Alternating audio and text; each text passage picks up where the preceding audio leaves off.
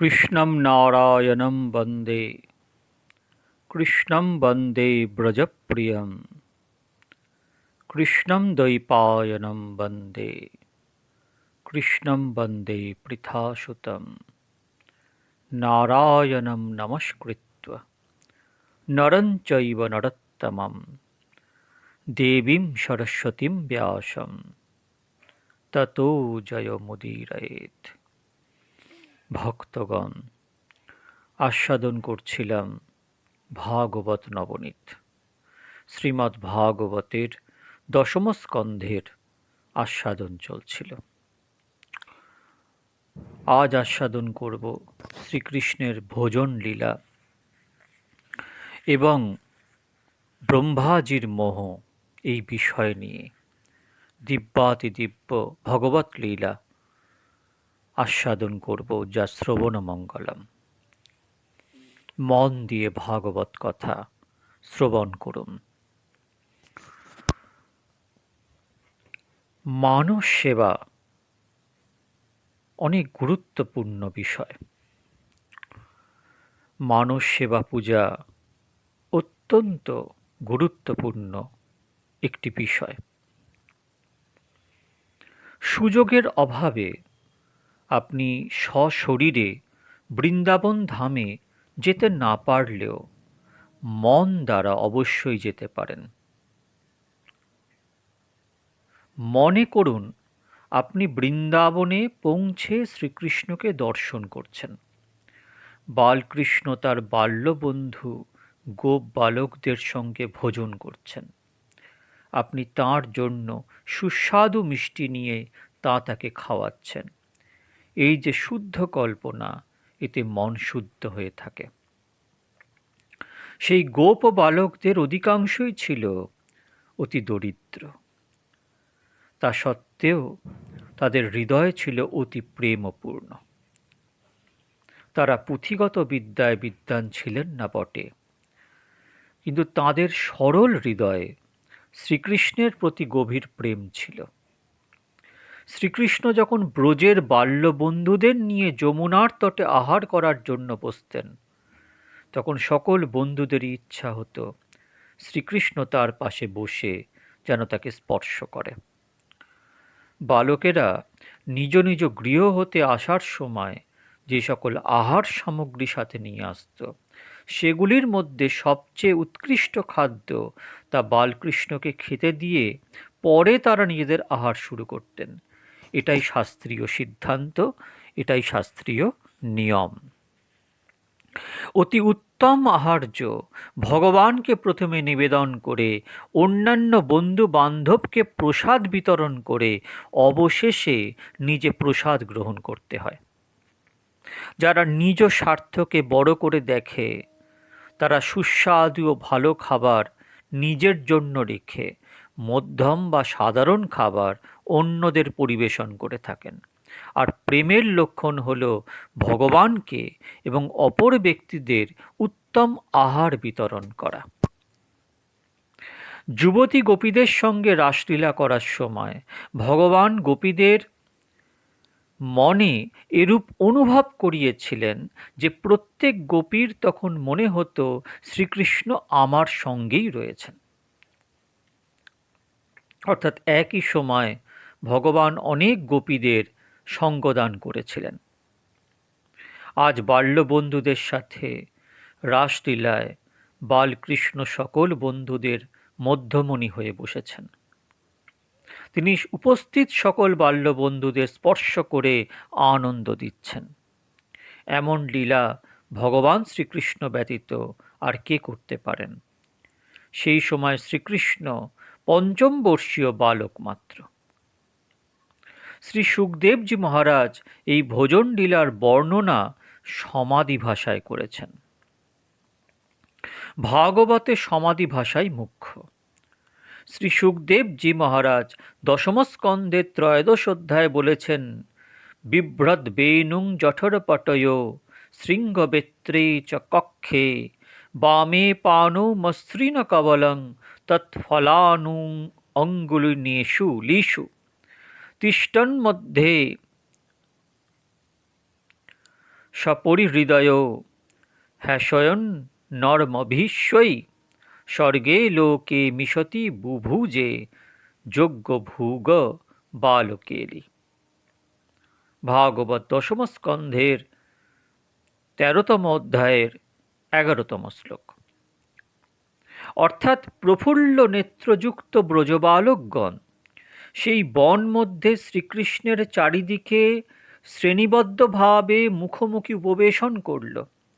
এমন সুন্দর দৃশ্য দেখে মনে হচ্ছে যেন বালকৃষ্ণ প্রস্ফুটিত পদ্মকর্ণিকা, আর ওই বালকরা যেন সেই পদ্মের নাল।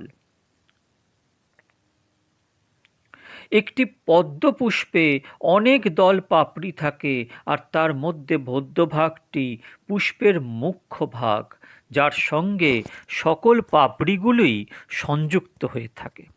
ঠিক সেইভাবেই বালক মণ্ডলের মধ্যমণি রূপে শ্রীকৃষ্ণ বসেছেন। চারিদিকে শ্রেণীবদ্ধভাবে বাল্যবন্ধুরা উপবেশন করেছেন। এবার ভোজন পর্ব শুরু হল। শ্রীকৃষ্ণ সমগ্র জগতের যোগ্য ভোক্তা হয়েও আজ বালক বধ ক্রীড়া করতে প্রবৃত্ত হলেন। তিনি উদরের বস্ত্র মধ্যে বেণু, বাম কক্ষে শৃঙ্গ, বাম হস্তে বেত্র, অঙ্গুলির মধ্যে নানা ফল ও ডান হাতে আহার্য গ্রাস গ্রহণ করে বিভিন্ন পরিহাস বচনে বন্ধুদের আনন্দ দিয়ে নিজেও হেসে হেসে ভোজন আরম্ভ করলেন। স্বর্গের দেবতাগণ অবাক হয়ে সেই মনোরম দৃশ্য দর্শন করতে লাগলেন। এক বালক বন্ধু বলল, কানাইয়া, আজ আমার মা তোমার জন্য এই মিষ্টি প্রস্তুত করে পাঠিয়েছেন এবং বলেছেন নিজের হাতে তোমার মুখে দেবার জন্য, কারণ তুমি তো নিজে না খেয়ে ভালো খাবার অন্যদের বিলিয়ে দিয়ে থাকো। শ্রীকৃষ্ণ বললেন, অন্য বন্ধুদের না দিয়ে শুধু আমাকে দিচ্ছ কেন? তুমি কি জানো না যে একসঙ্গে খেতে বসে কোনো সুস্বাদু খাদ্য একা খেতে নেই? তা খেলে পরবর্তী জন্মে তাকে বিড়াল হয়ে জন্মগ্রহণ করতে হয়। তাই এই সুস্বাদু খাবার অন্য বন্ধুদেরও পরিবেশন করো।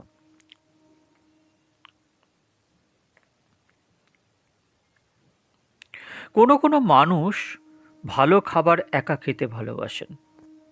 এমনটি করতে নেই। অন্ধকারের মধ্যে আহার গ্রহণ করতে নেই। ভালো খাবার সামান্য হলে ও সকলকে বন্টন করে নিজে গ্রহণ করা কর্তব্য। অপরকে প্রেমের সহিত খাদ্য প্রদান করলে তার গৃহে খাদ্য সামগ্রী হ্রাস হয় না, বৃদ্ধি হয়। মায়ের দেয়া সুস্বাদু খাবার শ্রীকৃষ্ণের নির্দেশে ওই বালকটি সব বন্ধুদের বন্টন করে বালকৃষ্ণকে প্রণাম করলে ভগবান কিঞ্চিৎ গ্রহণ করে সেই খাদ্যের প্রশংসা করে বললেন, তোমার মা খুব ভালো খাবার প্রস্তুত করেছেন। আপনাদের জন্য কেহ কষ্ট করে কোনো সেবা করলে আপনারাও তার একটু প্রশংসা করতে পারেন। মায়ের প্রশংসা শ্রবণ করে ওই বন্ধুর খুব আনন্দ হলো। অন্যান্য বালকগণও তাঁদের খাবারের অংশ থেকে শ্রীকৃষ্ণকে খেতে দিলেন। ভগবান একটু গ্রহণ করলেন এবং বিভিন্ন মধুর পরিহাস বচনে তাদের আনন্দ দিতে লাগলেন। শ্রীকৃষ্ণের সেই বালক মণ্ডলীতে মধুমঙ্গল নামে একটি 5 বছরের ব্রাহ্মণ কুমার আসত। ওই কুমার শাণ্ডিল্য ঋষির পুত্র। নন্দবাবা শাণ্ডিল্য ঋষিকে অনুরোধ করে বলেছিলেন, মধুমঙ্গলের এখন উপনয়ন হয়নি, তা সম্পন্ন হয়ে গেলে আমার গৃহে খাবে না, তাই এখন রোজই যেন আমার গৃহে মধুমঙ্গল ভোজন করে। তাই মধুমঙ্গল রোজই কানাইয়ার সাথে একত্রে ভোজন করত। পরিবারের রাজপুরোহিত বলে যশোদা মা ও নন্দ বাবা শাণ্ডিল্য ঋষিকে খুবই শ্রদ্ধা করতেন। তারা তাঁর পুত্র মধুমঙ্গলকে যথেষ্ট আদর আপ্যায়ন করতেন। কানাইয়ার জন্য সুস্বাদু খাবার প্রস্তুত করে প্রথমে মধুমঙ্গলকে খাওয়াতেন, তারপরে কানাইয়াকে খাওয়াতেন। মধুমঙ্গল রোজই নন্দবাবার গৃহে আহার করে থাকেন। আজ শ্রীকৃষ্ণ মধুমঙ্গলকে নিয়ে বড়ই পরিহাস শুরু করলেন। তাকে তিনি বললেন, ওরে মধুমঙ্গল, রোজই তুমি আমার গৃহে ভোজন করতে আসো, আমার জন্য তোমার গৃহ থেকে আজ পর্যন্ত কিছু খাবার আসেনি। এখনই শীঘ্র গৃহে গিয়ে তোমার মার নিকট থেকে আমার জন্য কোনো খাবার নিয়ে এসো। আমি আজ তোমার গৃহের কিছু খাবার খেতে চাই। একথা শুনে মধুমঙ্গলের খুব আনন্দ হলো। সে দ্রুত গিয়ে ওই কথা মাকে জানালো। তার মা পূর্ণমাসী খুব আনন্দিত হলেন, কেননা তিনি জানতেন শ্রীকৃষ্ণ পরমাত্মা ভগবান। পূর্ণমাসী পুত্র মধুমঙ্গলকে বললেন, পুত্র, বালকৃষ্ণকে ভোজন করানোর মতো আমাদের গৃহে আজ কিছুই নেই। তোমার পিতা ভগবান নারায়ণের সেবা পূজায় দিনরাত্রি ব্যস্ত থাকেন। ভগবানের ভক্তি পরিত্যাগ করে অর্থ উপার্জনের সামান্য ইচ্ছাও তোমার পিতার হয় না। যদিও পরম ধন ভগবানের ভক্তিতে তিনি ধনী, কিন্তু অর্থের দিক থেকে আমরা দরিদ্র। যিনি সতত ভগবানের ভক্তি করেন, তিনি জাগতিক ধনসম্পদে গরিব হয়ে থাকেন। সদা নারায়ণকে ভক্তি করেন যিনি, লক্ষ্মী তার ওপর যেন প্রসন্ন থাকেন না, তথাপি যথার্থ বৈষ্ণব ভক্ত সদা প্রসন্ন থাকেন। পূর্ণমাসী এবং তার স্বামী শাণ্ডিল্য ঋষি পরম তপস্বী। এমন ব্রাহ্মণী এবং ব্রাহ্মণের খাবারের সময় পর্যন্ত হয়ে ওঠে না। পুত্র মধুমঙ্গল নন্দবাবার সাদর আমন্ত্রণে তার গৃহে রোজই আহার গ্রহণ করে থাকে। শাণ্ডিল্য ঋষি প্রাতঃকালে যমুনা স্নান করে আসনে বসতেন, আর একাসনে বসে সারাদিন ভগবত আরাধনাতে কাটাতেন। সায়ংকালে তার নিত্যকর্ম শেষ হতো। প্রাতঃসন্ধ্যায় ৩৬ মালা গায়ত্রী জপ করতেন। তারপর পঞ্চদেবতার পূজা করতেন। গণেশজি, সূর্য, শিবজি, পার্বতীজি, লক্ষ্মীনারায়ণের বিশেষ পূজা করতেন। বেদ মন্ত্রে তাদের অভিষেক ও সব পূজা অর্চনা বিধিপূর্বক করতেন। মধ্যাহ্ন সন্ধ্যার পরে ব্রহ্মযজ্ঞ করতেন। ব্রহ্মযজ্ঞে ৪ বেদ অধ্যয়ন করতে হয়। দয়ালু ঋষিগণ কলিযুগের ব্রাহ্মণের জন্য তা অত্যন্ত সরল করে দিয়েছেন। অগ্নিমিকে পুরোহিতং যজ্ঞস্য দেব মৃত্যুজম হোতারং রত্নধাতমম। অন্তত এইটুকু পাঠ অবশ্যই করতে নির্দেশ দিয়ে গেছেন। এর পরেও যদি ব্রাহ্মণেরা তা পালন না করেন, তাহলে দণ্ডস্বরূপ তাদের উপরে আঘাত আসা স্বাভাবিক। ব্রহ্মযজ্ঞ তো করতেই হবে, তাছাড়া দেবতা, ঋষি এবং পিতৃপুরুষগণের তর্পণ করতে হয়। শাণ্ডিল্য ঋষির নিয়ম ছিল রোজ তিনি ২১,০০০ জপ করতেন। সাধারণত ১ ঘন্টায় মানুষের ৯০০ বার, ২৪ ঘন্টায় ২১,৬০০ বার শ্বাস চলে। প্রতি শ্বাসে শ্বাসে জপ করা কর্তব্য। নিদ্রায় জপ করা সম্ভব না হওয়ায় সেই সময় শ্বাস ব্যর্থই হয়ে যায়। শাণ্ডিল্য ঋষি দিনচর্যার কঠোর নিয়মে নিজের জীবনকে এমন বন্ধনে বেঁধে নিয়েছিলেন যে এসব ভগবৎ কর্মগুলি সম্পন্ন করতে করতে সন্ধ্যা হয়ে যেত। তাই দিনের বেলায় কিছু ভোজন করার তার আর সময় হয়ে উঠত না। তারপর সায়ংকালের সন্ধ্যা বন্দনা সম্পন্ন করতে হতো, তাতে অনেক রাত্রি হয়ে যেত। সন্ধ্যা বন্দনা সমাপ্তির পরে তিনি সামান্য ফলমূল আহার করতেন। শাণ্ডিল্য ঋষির সহধর্মিণী পূর্ণমাসী মহতী প্রতিব্রতা ছিলেন। সারাদিন তিনি উপবাসী থেকে স্বামীর পূজা অর্চনা, যজ্ঞ ইত্যাদি কাজে তাকে সহায়তা করতেন। পরম প্রসন্নতার সঙ্গে তা করতেন বলে এসব কাজে তিনি কোনো পরিশ্রম বোধ করতেন না। গৃহে অবস্থান করে তিনি স্বামীকে ধার্মিক কাজে সহায়তা করতেন। আর্থিক দৃষ্টিতে তারা অত্যন্ত গরিব হলেও তারা প্রসন্ন থাকতেন এবং নিজেদের খুব ভাগ্যবান মনে করতেন। পূর্ণমাসী বলতেন, আমি পূর্বজন্মে হয়তো কোনো বিশেষ পুণ্য করেছি, তাই আমি এমন জ্ঞানী, তপস্বী এবং ভগবত ভক্ত স্বামী পেলাম। শাণ্ডিল্য ঋষি তার পূজা অর্চনা, বন্দনা, জপ সমাপ্ত করে রাত্রিতে শুধুমাত্র ফল দুধ খেয়ে শয়ন করতেন। ঋষিপত্নী পূর্ণমাসী ও রাত্রিতে শুধুমাত্র ফল দুধ খেয়ে স্বামীর চরণের পাশে শয়ন করতেন। তাদের একটি মাত্র পুত্র সন্তান মধুমঙ্গল, সে নন্দবাবার গৃহেই ভোজন করত নিয়মিতভাবে। তাই ঋষির গৃহে রান্না করা হতো না। যশোদা মা ও নন্দ বাবা অনেকবারই ঋষি দম্পতিকে অনুরোধ করেছেন তাদের কিছু সেবা করার সুযোগ দান করার জন্য, অন্ন সামগ্রী গ্রহণ করার জন্য, কিন্তু তারা তো স্বীকার করেননি। কি অদ্ভুত বৈরাগ্য তাদের! আজ পরমাত্মা শ্রীকৃষ্ণ নিজ থেকে ঋষির গৃহের কোনো খাদ্য গ্রহণের ইচ্ছা প্রকাশ করেছেন। মধুমঙ্গলকে বলেছেন, আজ তোর গৃহের কিছু খাদ্য খেতে চাই। মধুমঙ্গল কানাইয়ার জন্য কিছু আহার নিয়ে এসেছেন, এর জন্য কান্নাকাটি করছেন। পূর্ণমাসী পুত্রকে তাদের অবস্থা বুঝিয়ে বললেও মধুমঙ্গল কেঁদেই চলেছেন। পূর্ণমাসীর হৃদয়ে আনন্দ যে পরমাত্মা তার কাছে খাবার চেয়েছেন, কিন্তু পূর্ণমাসী মর্মাহত এই ভেবে যে পরমাত্মাকে দেবার মতো আজ তাঁদের কুঠিরে কিছুই নেই। তখন পূর্ণমাসী পুত্রকে বললেন, যশোদা মা রোজই অনুরোধ করেন কিছু সেবা করার সুযোগ প্রদানের জন্য, কিন্তু স্বামী তা স্বীকার করেন না, সেবা গ্রহণে পুণ্য নাশ হয়ে যায় বলে। তবুও আজ যশোদা মায়ের নিকট থেকে সামান্য খাদ্য সামগ্রী সংগ্রহ করে আগামীকাল কানাইয়ার জন্য সুস্বাদু মিষ্টি প্রস্তুত করে তোমার হাতে তা পাঠিয়ে দিব আহার করানোর জন্য। মধুমঙ্গলের কান্না থামছে না। কানাইয়া আজ কিছু খেতে চেয়েছেন। পূর্ণমাসীর মনে পড়ল গৃহে গতকালের রাখা সামান্য মাঠা অর্থাৎ ঘোল অবশিষ্ট রয়েছে। ভগবান তো বস্তু দেখেন না, প্রেম দেখেন। তিনি প্রেমের জন্য ক্ষুধার্ত। পূর্ণমাসী জানতেন কানাইয়া কোনো বালক নন, পরমাত্মা ভগবান।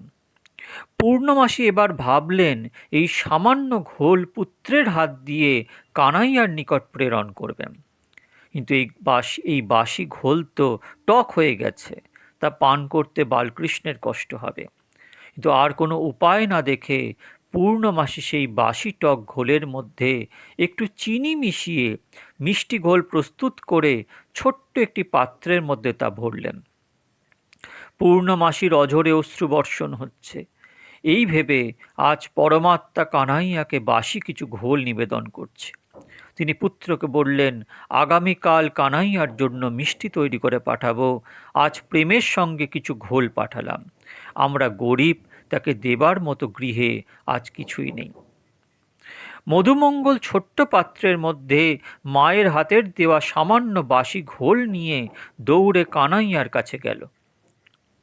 মধুমঙ্গলের তখন মনে হলো বালকৃষ্ণের সব বন্ধুরা তাকে কত ভালো ভালো সুস্বাদু মিষ্টি দিতে, আর আমরা গরিব ব্রাহ্মণ, তাকে বাসি টক ঘোল দিই কী করে? বরং কাল মায়ের হাতে সুস্বাদু মিষ্টি এনে সব বন্ধুদের এবং কানাইয়াকে প্রেমের সঙ্গে খেতে দেব, কি আনন্দ হবে। এই বাসি টক ঘোল কাউকে পান করাতে দিব না, আমি নিজে একাই পান করে নেব। অন্তর্যামী ভগবান বুঝতে পারলেন পূর্ণমাসী পরম প্রেমের সঙ্গে সামান্য ঘোল প্রেরণ করেছেন, অথচ তা তুচ্ছ মনে করে মধুমঙ্গল কৃষ্ণকে প্রদান করতে সংকোচ করে নিজেই পান করে নিতে চাইছে। শ্রীকৃষ্ণ মধুমঙ্গলকে বললেন, আমি তোমার মায়ের দেওয়া ঘোল পান করতে চাই, শীঘ্র আমাকে দাও। মধুমঙ্গল তখন তাড়াতাড়ি সেই পাত্রের ঘোল নিজেই একা পান করতে শুরু করল। পাত্রটি ছোট্ট, পাত্রে আর ঘোল অবশিষ্ট রইল না। কানাইয়া দেখলেন তাড়াতাড়ি ঘোল পান করছে বলে সামান্য ঘোল মধুমঙ্গলের মুখমণ্ডলে লেগেছিল। ত্রিভুবনের সৃষ্টিকর্তা, পালনকর্তা পূর্ণমাসীর প্রেমে যেন ব্যাকুল হয়ে উঠলেন। মধুমঙ্গলের মুখমণ্ডলে পতিত কয়েক বিন্দু ঘোল তিনি জিহ্বা দ্বারা লেহন করলেন। কি অপূর্ব, কি অদ্ভুত ঘটনা! জীব যখন ঈশ্বরকে প্রেমে গভীর প্রেম নিবেদন করে, তখন সেই প্রেমের আধিক্যে সে নিজের দেহাত্মবোধ ভুলে যায়। তখন সেই অনুপম অতুলনীয় ভক্তিতে পরমাত্মা নিজের ঈশ্বর তত্ত্ব ভুলে যান। পূর্ণমাসীর এরূপ প্রেমের প্রভাবে ভগবান শ্রীকৃষ্ণ মধুমঙ্গলের মুখে পতিত কয়েক বিন্দু বাসি টক ঘোল নিজ জিহ্বা দ্বারা চাটতে শুরু করলেন। মধুমঙ্গল লজ্জা সংকোচে স্তম্ভিত হয়ে বলতে লাগলো, কানাইয়া কানাইয়া, তুমি করছো কি?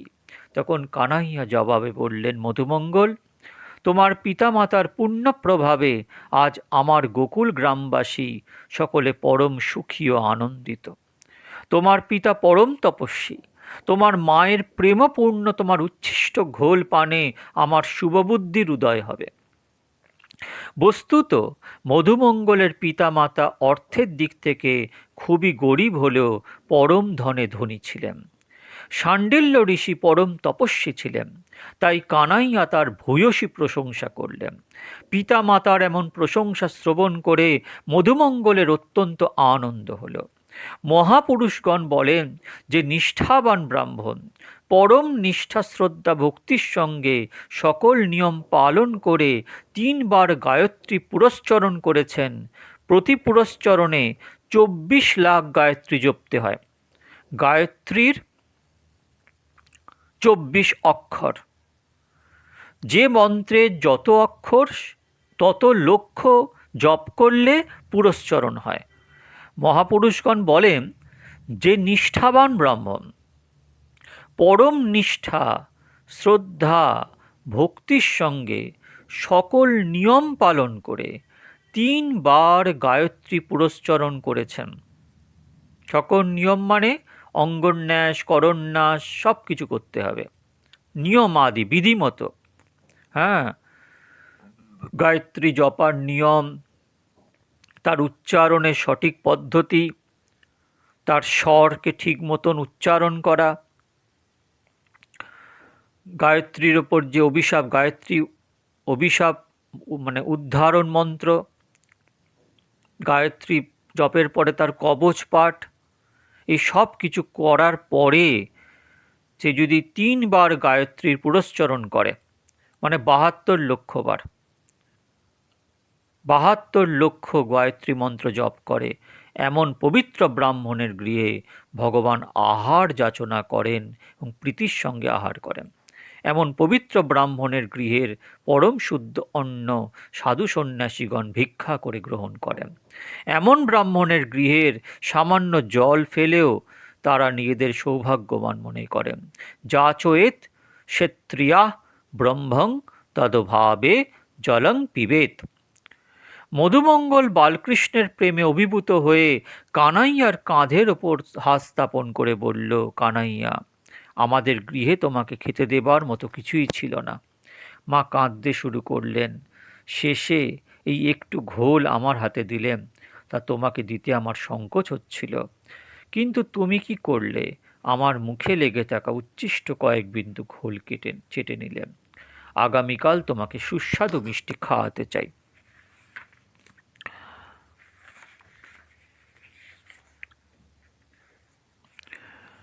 ব্রজবালকরা পরম আনন্দের সাথে অচ্যুত সহ ভোজন করছিল।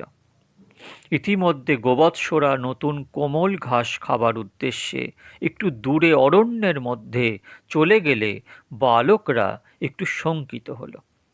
শ্রীকৃষ্ণ সকল ভয়ের ভয়স্বরূপ।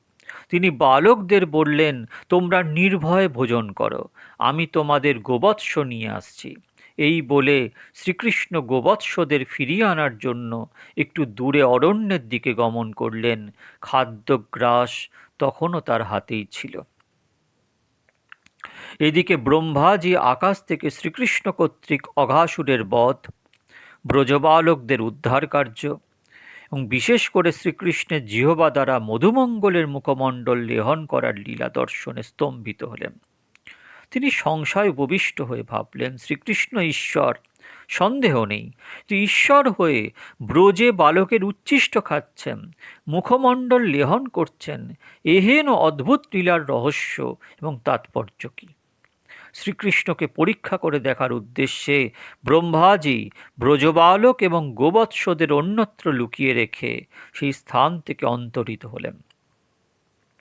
পরে তাঁদের ব্রহ্মলোকে লুকিয়ে রেখে তিনি ভাবলেন, আমি যেমন জগৎ সৃষ্টি করেছি, শ্রীকৃষ্ণ যদি এমনইভাবে ব্রজবালক ও গোবৎসদের সৃষ্টি করতে সক্ষম হন, তাহলে আমি স্বীকার করব যে শ্রীকৃষ্ণ সত্যিই ঈশ্বর।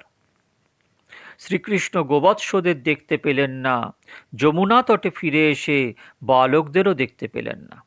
শ্রীকৃষ্ণ বুঝতে পারলেন ইহা ব্রহ্মারই কার্য। তখন ব্রজবালকদের জননী ও ব্রহ্মার সন্তোষের জন্য সেই বিশ্বময় ঈশ্বর শ্রীকৃষ্ণ মুহূর্তের মধ্যে নিজেই সকল গোবৎস ও ব্রজবালকদের রূপ ধারণ করলেন।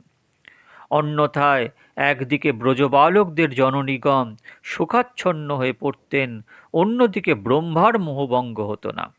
শুধু তাই নয়, ব্রজবালকদের যার যেরূপ শরীরের আকার, গুণ, স্বভাব, যেরূপ যষ্টি, বেণু, ভূষণ, বসন সবই শ্রীকৃষ্ণ সর্বরূপে প্রকাশিত করলেন, তাতে সর্বজগৎ যে বিষ্ণুময়, সব কিছুই যে ভগবানেরই রূপ, এই বাক্য তিনি সার্থক করলেন।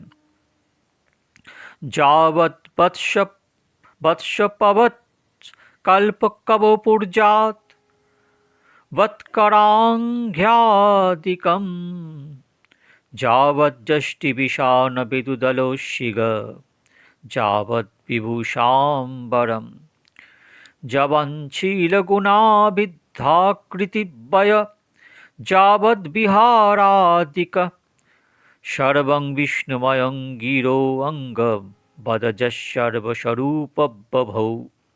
ভাগবত দশম স্কন্ধের 13তম অধ্যায়ের 19তম শ্লোক। ভগবান শ্রীকৃষ্ণ সর্বাত্মরূপ ধারণ করে এবার ব্রজ মধ্যে প্রবেশ করলেন। তিনি নিজেই নিজের নিয়ন্ত্রক ও পরিচালক হলেন। নিজেই গোবৎস হয়ে বৎসদিগকে যষ্টি দ্বারা শাসন ও নিয়ন্ত্রণ করলেন। শ্রীকৃষ্ণ ব্রজবাসীদের সকল পৃথক গোবৎস ও ব্রজবালক রূপে পরিণত হয়ে নিজ নিজ গৃহে প্রবেশ করলেন। সেই ব্রজবালকদের জননীগণ শ্রীকৃষ্ণকে নিজ নিজ পুত্র জ্ঞানে হস্ত প্রসারণ করে তাঁদের গাঢ় আলিঙ্গন করলেন। আশ্চর্য যে তাঁদের নিজ পুত্রদের প্রতি এত গাঢ় স্নেহ জাগ্রত হলো যে তাঁদের স্তন্য থেকে তখন মাতৃদুগ্ধ ক্ষরণ হলো। যদিও তখন এই বালকদের বয়স 4-5 বছর, বস্তুত ব্রজরমণীগণ বালকৃষ্ণকেই নিজ নিজ পুত্র মনে করতেন, স্তন্যদুগ্ধ পান করালেন। নিজ নিজ পুত্রের পৃথক পৃথক স্বভাব অনুসারে পুত্রগণ যেরূপ আচরণ করে, বালকৃষ্ণ সেই পুত্রগণের তদ্রূপ আচরণ দ্বারা জননীদের আনন্দিত করলেন। জননীগণ বালকৃষ্ণকে পুত্রবোধে স্নান, লেপন, অলঙ্কার, বস্ত্র পরিধান, ভোজন ইত্যাদি দ্বারা লালন পালন করতে লাগলেন। গাভীরা গোষ্ঠ হতে ফিরে নিজ নিজ বৎসদিগকে স্নেহে অবলেহন ও স্তন্যদুগ্ধ পান করাত। বৃদ্ধা গোপীগণের মধ্যে পর্যন্ত এমন বাৎসল্যভাব জাগ্রত হল যে পৌত্র জ্ঞানে বস্তুত বালকৃষ্ণকে তারা কোলে তুলে আদর করতে লাগলেন। তাদের তখন কি পরম আনন্দ! আসলে বৃদ্ধা গোপীগণও বালকৃষ্ণকে কোলে তুলে আদর করতে চাইলেন। ভগবান তাদের ইচ্ছা পূরণ করলেন। তিনি বাঞ্ছাকল্পতরু নিজ পুত্রদের প্রতি গোপীদের এবং গোবৎসদের প্রতি গাভীদের ইতিপূর্বে যেরূপ বাৎসল্য ভাব ছিল, এক্ষণে তার চেয়ে আরও অনেক অধিক বাৎসল্য ও স্নেহভাব বৃদ্ধি হল। ইহার বিশেষ কারণ হল তারা না জেনে বস্তুত পরব্রহ্ম পরমাত্মা শ্রীকৃষ্ণকে পুত্রজ্ঞানে স্পর্শ, আলিঙ্গন, নিজ স্তন্যদুগ্ধ পান করাচ্ছেন। তাদের জন্মজাত পুত্রগণ গোবৎসগণ তখনও ব্রহ্মলোকে ব্রহ্মার মায়া প্রভাবে নিদ্রিত ছিল। শ্রীকৃষ্ণ এরূপে স্বয়ং গোবৎস, বৎসপালক, গোপবালকদের রূপ ধারণ করে নিজে তাদের রক্ষক হয়ে বনে গোষ্ঠে লীলা করে বেড়াতে লাগলেন। ব্রজরমণীগণ কিছুই বুঝতে পারলেন না। শাস্ত্রে ব্রহ্মের স্বরূপ বর্ণনায় পরিণামবাদ এবং বিবর্তনবাদ সম্বন্ধে ব্যাখ্যা করা হয়েছে। শ্রীকৃষ্ণের এই লীলায় এই উভয় সিদ্ধান্তই সিদ্ধ হল। জ্ঞানের সাধকগণ বলেন এক ব্রহ্মতত্ত্বই সত্য, এই ব্রহ্মতত্ত্বের মধ্যে জগতের সব কিছু মিলে রয়েছে। গোপীগণ চক্ষু দ্বারা নিজ পুত্র ও গোবৎসদের দেখে নিজেদের মনে করতেন, বস্তুত তারা পুত্রও ছিল না, গোবৎসও ছিল না, পরমাত্মা শ্রীকৃষ্ণই ছিলেন। মানুষ সিনেমা হলে সিনেমার পর্দার উপরে চিত্রগুলিকে দেখে। কখনো সেই পর্দায় দেখা যায় প্রচুর বৃষ্টিতে জলে যেন ভেসে যাচ্ছে, কখনো দেখা যাচ্ছে হনুমানজি লঙ্কাকে জ্বালাচ্ছে, কিন্তু বস্তুত জলের দৃশ্যে পর্দার একটু সুতাও ভেজে না, অগ্নির দৃশ্যে দেখা সত্ত্বেও পর্দার একটি সুতাও জ্বলে না। জ্ঞানের সাধকগণ অনুভব করেন যে শুদ্ধ ব্রহ্ম পর্দায় জগৎ ভাসিত হচ্ছে। দর্শন, দৃশ্য দর্শন হচ্ছে চক্ষু দ্বারা, কিন্তু ব্রহ্মস্বরূপে অর্থাৎ ব্রহ্মকে আশ্রয় করে মায়া বিচিত্র রূপের এই সংসার দৃশ্য দর্শন করাচ্ছেন, জগৎ ভাসছে। কিন্তু বস্তুত এসব দৃশ্য ক্ষণভঙ্গুর সত্য নয়, সত্য চিরস্থায়ী বস্তু ব্রহ্মপর্দা। জ্ঞানের সাধকগণ এই বিষয়টিকে বিবর্তনবাদ সিদ্ধান্ত নামে ব্যাখ্যা করেছেন। আর ওই বিষয়টি বৈষ্ণবাচার্যগণ ব্রহ্ম পরিণামবাদ নামে ব্যাখ্যা করেছেন। শুধু ব্যাখ্যায় পার্থক্য লক্ষণীয়, বিষয় একটি। বৈষ্ণব আচার্যগণের মতে এক ব্রহ্মই অনেক রূপ ধারণ করে রয়েছেন, বস্তুত এক হয়েও অনেক রূপে প্রকাশিত হয়েছেন। শুধু শব্দ এবং ব্যাখ্যায় পার্থক্য বলে ব্যাখ্যাকারীদের মধ্যে মত পার্থক্য লক্ষ্য করা যায়। তত্ত্বত কোনো পার্থক্য নেই। ব্যাখ্যাকারী সকলেই মহাপুরুষ, সকলেই মহান সাধু সন্ত, মহান পণ্ডিত, সকলেই আচার্য। নিজ নিজ অনুভব এবং স্থিতি অনুসারে সবাই সত্য বলেছেন। সকলের অনুভব এবং সিদ্ধান্তই 16 আনা সঠিক। আর ভাগবত মহাপুরাণে এই উভয় সিদ্ধান্তকেই মূল্য দেওয়া হয়েছে সমভাবে, কোনো সিদ্ধান্তকেই হেয় করে দেখা হয়নি। তাই ভাগবত মহান সমন্বয় গ্রন্থ। ভাগবতে খণ্ডন নেই, মণ্ডন রয়েছে। খণ্ডন করলে খণ্ডনকারীর মন চঞ্চল হয়। ভগবান শ্রীকৃষ্ণের এই বনভোজন লীলার পরে ব্রহ্মাজি বালকৃষ্ণকে পরীক্ষা করলেন। এর ফলস্বরূপ ভগবান যে মধুর লীলা প্রকাশ করলেন, তাতে ব্রহ্মের বিবর্তন এবং পরিণাম উভয় বিষয় প্রকাশিত হল। ইহা স্পষ্ট প্রমাণিত হল, আমরা যে জগৎকে সামান্য দেখছি তা ব্রহ্মের পরিণাম, আবার ব্রহ্মের বিবর্তন উভয়। চক্ষু স্পষ্ট রূপে দেখছে গোবৎস এবং ব্রজবালক, কিন্তু বস্তুত না গোবৎস না ব্রজবালক, এক অদ্বিতীয় পরব্রহ্ম শ্রীকৃষ্ণ। স্বয়ং পরব্রহ্ম শ্রীকৃষ্ণই শ্রীকৃষ্ণের সঙ্গে ক্রীড়া করছেন, লীলা করছেন। ব্রজে ভগবানের এই বাহ্য লীলায় প্রায় 1 বছর অতীত হল। 5-6 দিবস মাত্র বাকি ছিল 1 বছর পূর্ণ হতে। এমন সময় বলরামজি একটি অদ্ভুত দৃশ্য দেখে বিস্মিত হলেন।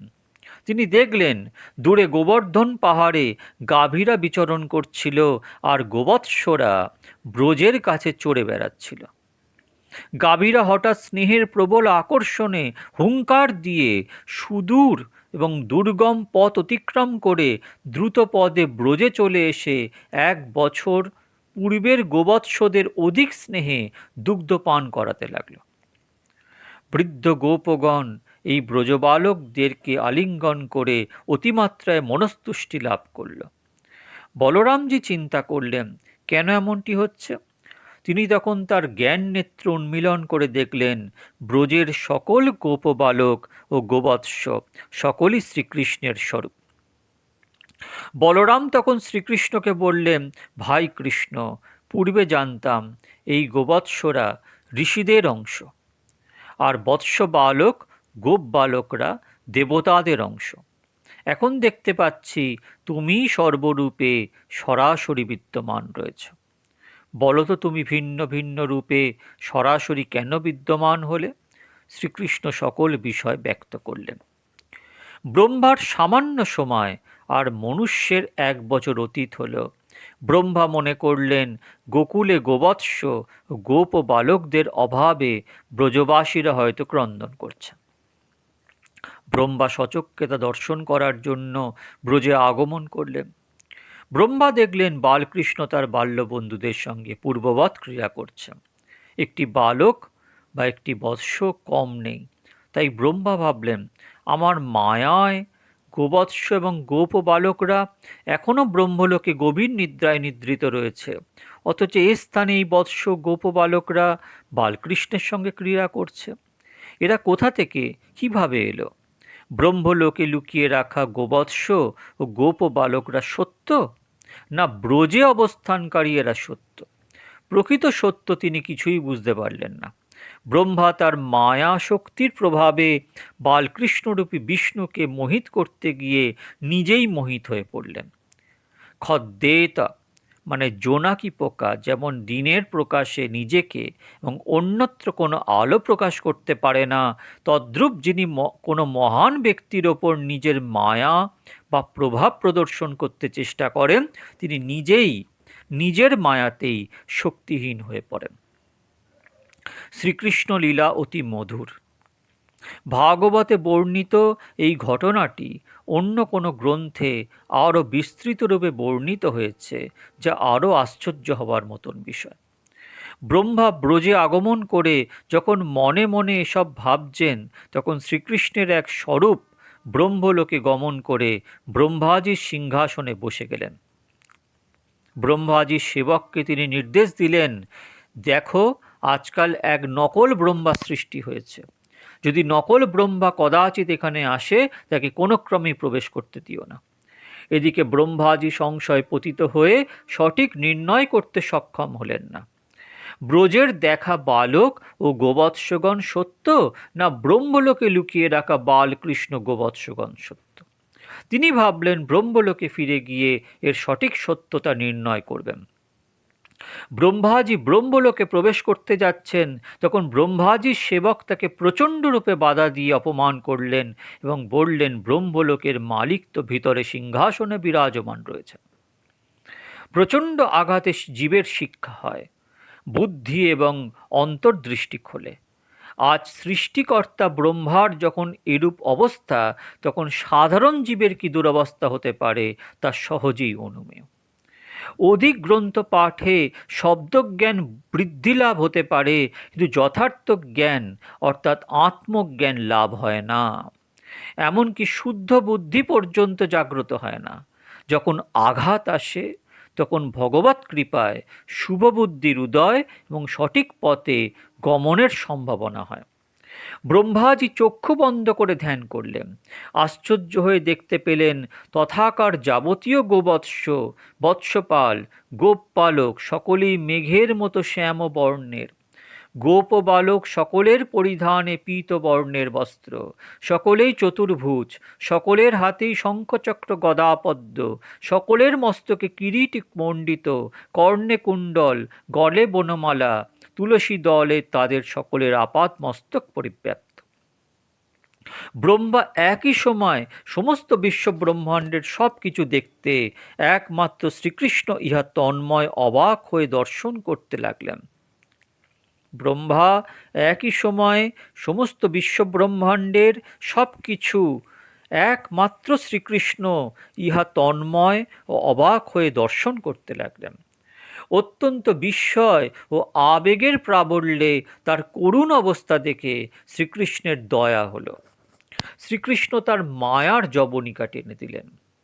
তিনি সমগ্র বিশ্ব ব্রহ্মাণ্ডের সৃষ্টি ও পালনকর্তা, যিনি তর্কের অতীত স্বয়ং প্রকাশ, আনন্দস্বরূপ, অজর অমর, অনাদি, প্রকৃতির ঊর্ধ্বে, গুণাতীত সেই বালগোপাল শ্রীকৃষ্ণকে ব্রহ্মা তার সম্মুখে দেখতে পেলেন। ব্রহ্মাজি ব্রজকে দর্শন করলেন, যে ব্রজ সদা বৈরীভাব শূন্য দিব্যভূমি। পরস্পর বৈরীভাব যাদের স্বাভাবিক ধর্ম, যেমন সর্প নকুল, ময়ূর সর্প, তারাও একত্রে মিত্রভাবে বৃন্দাবনে বাস করছে। ক্রোধ, লোভ ইত্যাদি অবগুণ শ্রীকৃষ্ণের পদরজের প্রভাবে বৃন্দাবনে অনুপস্থিত ছিল। ব্রহ্মা দেখলেন পরব্রহ্ম একটি গোপ বালকদের রূপ ধারণ করে এক হস্তে খাদ্যগ্রাস গ্রহণ করে গোবৎস ও গোপ বালকদের ইতস্তত অন্বেষণ করে বলছেন, ওরে মধুমঙ্গল, ওরে মনসুখ, তোরা আমাকে ছেড়ে কোথায় চলে গেলি? ব্রহ্মাজি শীঘ্র নিজ হংস বাহন থেকে নেমে গোপ বালকরূপী ব্রহ্মপদে পুনঃ পুনঃ প্রণাম ও ক্ষমা প্রার্থনা করে আনন্দশ্রু দ্বারা ব্রহ্মপদ ধৌত করে দিলেন। শ্রীহরির মহিমা ও লীলা পুনঃ পুনঃ স্মরণ করে অবনত মস্তকে সবিনয়ের সঙ্গে করজোড়ে স্তব করতে লাগলেন। ভগবান মায়াধীশ। শ্রীরাম ও শ্রীকৃষ্ণের লীলার মধ্যে মায়ার কার্য লক্ষ্য করা যায় বটে, কিন্তু মায়া ভগবানকে কিঞ্চিত মাত্র স্পর্শ করতে পারে না। যেমন অন্ধকার সূর্যকে কখনো স্পর্শ করতে পারে না, তদ্রূপ মায়া কদাপিও ভগবানকে স্পর্শ করতে পারে না। এমন লীলা শুধুমাত্র ভগবান বিনা অপর কেউ করতে পারে না।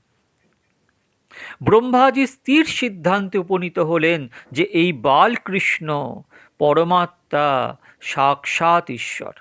তিনি ভগবানের চরণে বারবার বন্দনা স্তব স্তুতি করতে লাগলেন। ব্রহ্মাজি বললেন, নৈমিঢ্য পশুপাঙ্গ যায়, আপনাকে প্রসন্ন করার জন্য আপনার স্তব করছি। ঘন মেঘের মতো আপনার শ্যামল দেহে পীতাম্বর পরিহিত, গলায় গুঞ্জা বনমালা, মস্তকে ময়ূর পুচ্ছের মুকুট, হস্তে ভোজন গ্রাস, বেত্র শৃঙ্গ বংশী, এসব কি অপূর্ব শোভা সৃষ্টি করেছে। গোপনন্দন বেশে আপনি গোচারণ করছেন, অথচ আপনার চরণ যুগল অতি সুকোমল। ভগবান শ্রীকৃষ্ণ মস্তকে ময়ূর পুচ্ছের মুকুট ধারণ করেন কেন? ময়ূরের অনেক সদ্গুণ রয়েছে।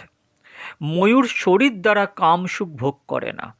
ময়ূরের জন্ম বড় বিচিত্র এবং অলৌকিক। প্রবল বৃষ্টি হলে ময়ূর অতিশয় আনন্দিত হয়ে পাখা মেলে থরথর করে নাচতে শুরু করে। সেই সময় ময়ূরের চক্ষু হতে আনন্দের অশ্রুপাত হয়। ময়ূরী সেই অশ্রু পান করে নেয়, তাতেই তার গর্ভধারণ হয়। শরীর দ্বারা কামভোগ ত্যাগ করা ভালো, আর শরীর ও মন উভয় ইন্দ্রিয় দ্বারাই কামভোগ ত্যাগ করা কঠিন হলেও তা উত্তম। এমন তপস্বীর ওপর ভগবানের কৃপা বর্ষিত হবার আশা। ব্রহ্মাজির চার মুখ থেকে চার বেদ যথা ঋক, সাম, যজু, অথর্ব প্রকট হয়েছে। ব্রহ্মা ব্রহ্মলোক থেকে গোবৎস গোপ বালকদের শীঘ্র নিয়ে আসলেন। তিনি স্তুতি করে বললেন, আমার এতই মূঢ়তা যে আমি আপনার ওপর মায়া বিস্তার করে ঐশ্বর্য দেখাতে চেয়েছিলাম। আমাকে ক্ষমা করুন। রজগুণ হতে আমার আবির্ভাব, তাই আমি মনে করেছিলাম আমি জগৎকর্তা। এখন বুঝলাম আপনি একমাত্র ঈশ্বর। আমি ভৃত্য মাত্র। ভৃত্যের অপরাধ ক্ষমা করুন। আপনার রোম রোমে অনন্ত ব্রহ্মাণ্ড রয়েছে, তাই আপনার মহিমা আমার পক্ষে অবগত হওয়া কি কখনো সম্ভব? গর্ভস্থ শিশু তার উভয় পদ দ্বারা প্রহার করে থাকে। মাতা কি তার অপরাধ গ্রহণ করে? স্থূল সূক্ষ্ম কারণ যা কিছু আছে সবই আপনার উদরে বিদ্যমান রয়েছে। নারায়ণের নাভিকমল হতেই তো আমার জন্ম, তাই আমার আবির্ভাব তো আপনার থেকেই। সকল জীব যাকে অয়ন বা আশ্রয় করে থাকে তিনি নারায়ণ। আপনি সেই নারায়ণ, আপনি আত্মা। আপনার জন্ম নেই, অথচ আপনি দেবতা। নর, ঋষি, তির্যক, জলচর যোনি হয়ে জন্মগ্রহণ করে থাকেন। এই বিশ্ব আপনার উদরের মধ্যে, আবার উদরের বাইরে একমাত্র আপনি প্রকাশমান। আদিতে আপনি এক ছিলেন, পরে বহু হলেন। ব্রহ্মা আরও বললেন, বন্ধন এবং মোক্ষ উভয়ই অজ্ঞান। বস্তুত ভেদ বা ভিন্নতা নেই। সূর্যের কাছে যেমন রাত্রিদিন পৃথক কিছু নেই, তদ্রূপ শুদ্ধ চৈতন্য ব্রহ্মে বন্ধন মোক্ষ নেই। আপনি আত্মা। আপনাকে আত্মা ভিন্ন অপর কিছু মনে করা অজ্ঞানতার পরিচয় মাত্র। আত্মাকে বাইরে অন্বেষণ করা অজ্ঞতা। তাই সাধুসন্ত সাধক জড়পদার্থ ত্যাগ করে দেহের অভ্যন্তরে হৃদয় গুহায় আপনাকে অন্বেষণ করেন।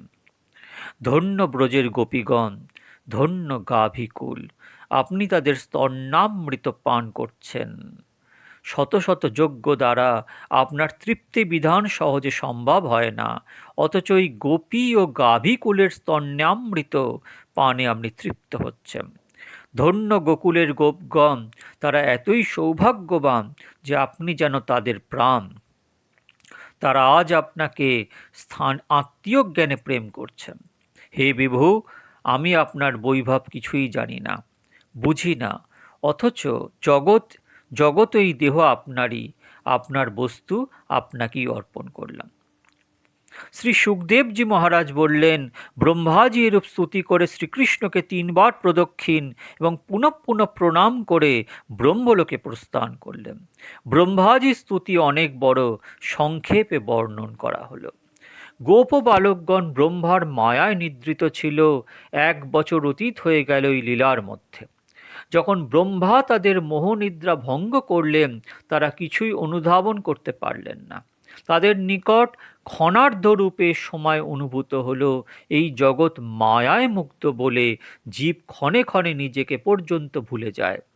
ওই ব্রজবালকগণ কৃষ্ণকে সম্বোধন করে বললেন, হে সখা, তুমি অত্যন্ত দ্রুত বেগে গোবৎসদের নিয়ে ফিরে এলে।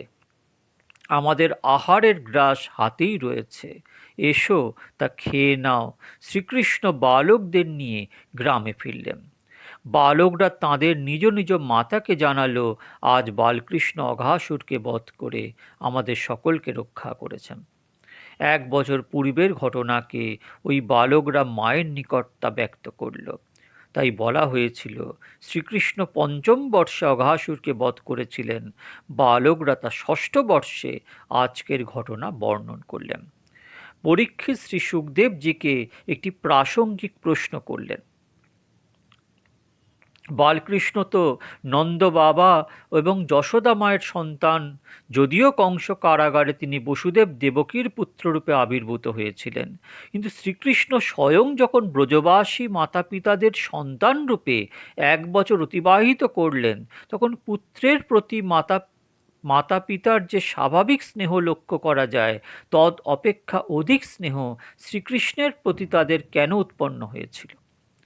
এর জবাবে সুখদেবজি বললেন, শ্রীকৃষ্ণ আত্মা, আত্মাই সকল প্রাণীর প্রিয়। পুত্র বলুন আর সম্পত্তি বলুন, আত্মা প্রিয় বলেই এ সকল প্রিয় বোধ হয়। নিজ নিজ আত্মার প্রতি দেহিগণের যেরূপ আকর্ষণ ও স্নেহ, ধনপুত্র ইত্যাদির প্রতি সেরূপ হয় না। শ্রীকৃষ্ণই সমগ্র জগতের আত্মা, ইয়া নিশ্চিত রূপে জানবেন। শ্রীকৃষ্ণকে যারা সমগ্র বিশ্বের কারণ রূপে অবগত আছেন, তাঁদের চক্ষে এই চরাচর সমস্তই এক ভগবানেরই রূপ। শ্রীকৃষ্ণই সর্বকারণের একমাত্র কারণ। যারা সেই হরির চরণ তরির আশ্রয় গ্রহণ করেন, তারা এই ভবসাগর গোষ্পদের মতো উত্তীর্ণ হয়ে যান, তারা পরম পদ বৈকুণ্ঠে বাস করেন। ভক্তগণ, ভাগবত কথা আজকে এখানেই বিশ্রাম দিচ্ছি। পরের দিন ভাগবত কথাকে এগিয়ে নিয়ে যাব। ভালো থাকবেন। শ্রী শ্রী নিত্যানন্দ রাম, শ্রী শ্রী গৌর গুণধাম।